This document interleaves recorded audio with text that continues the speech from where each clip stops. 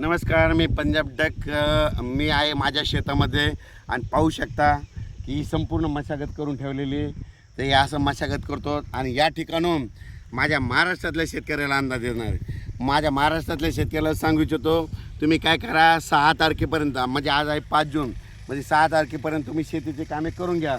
कारण की राज्यामध्ये 7, 8, 9, 10 जूनच्या दरम्यान भाग बदलत पाऊस पडणार आहे, जोराचा पडणार आहे, म्हणून हा अंदाज लक्षाचा.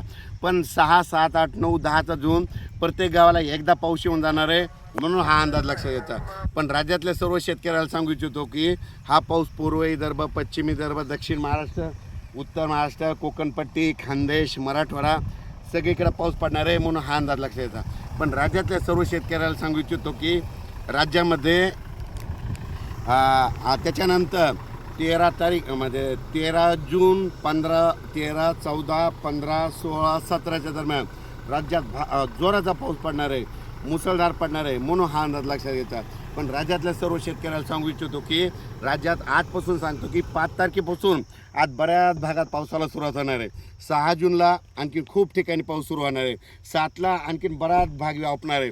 8ला दररोज परत वाढणार आहे. 9ला आणखीन बऱ्याच ठिकाणी जाणार आहे. 10ला जाणार आहे, 11ला जाणार आहे, 12ला जाणार आहे.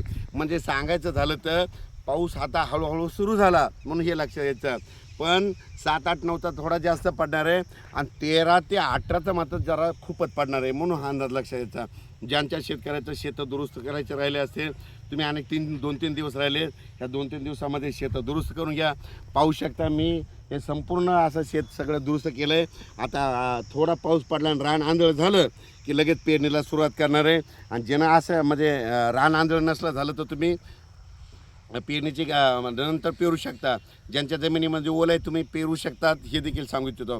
पण राज्यात मात्र म्हणजे आज आहे 5 पासूनच बऱ्याच ठिकाणी आज पावसाला सुरुवात होईल. 6ला वाढत जाईल, 7ला वाढत जाईल, 8ला वाढत जाईल, 9, 10, 11 असा पाऊस पडतच राहणार आहे. दररोज वेगवेगळा भाग घेत राहणार आहे, म्हणून हा अंदाज लक्षात घ्यायचा. त्याच्यानंतर 13 ते 18चा देखील खूप पडणार आहे, म्हणून हे लक्षात घ्यायचं. आणि माझी सर्वाला विनंती आहे, कापूस लागवड करत असाल तर तुम्हाला एक सांगू इच्छितो, मी स्वतः कापूस लागवड करणार आहे. यावर्षी 3x1 अंतर आहे. 3x1 अंतरनं काय होतं, 1 एकरमध्ये 14,000 झाडं बसतात. जर कापसाचं झाड कमरा इतकं जरी असलं तर त्या कापसाला काय होतो, चांगला उतार येतो. आणि खताचं नियोजन एकदा फक्त रेगाटीला खत द्यायचा, परत खत द्यायचं नाही, काही नाही, फक्त पोळ्याची अर्धी बॅग युरिया द्यायची. आणि असं नियोजन केल्याच्यानंतर 3x1 12, 13, 14 क्विंटलपर्यंत कापूस निघतो, म्हणून हे देखील सगळ्यांनी करायचं आहे. म्हणजे अंतर कमी करा, खर्च कमी करा. आपल्या जमिनीनुसार थोडं 3x नसलं तर 4x1 करा, पण थोडं अंतर कमी करून खर्च कमी करा, हे सांगू इच्छितो. पण राज्यात मात्र आज 5 तारखेपासूनच बऱ्याच ठिकाणी पावसाला सुरुवात होईल. हे पाहुणे म्हणते आमच्या इकडे पाऊस पडला, ते म्हणते आमच्या इकडे पाऊस पडला, अशी परिस्थिती चालू राहणार आहे, म्हणून हे लक्षात घ्यायचं. अचानक वातावरण बदल झाला, लगेच उद्या एक मेसेज दिला जाईल. आणि हे माझ्या शेतामधून अंदाज येत आहे, पाहू शकता, हे आपलं शेत आहे. धन्यवाद.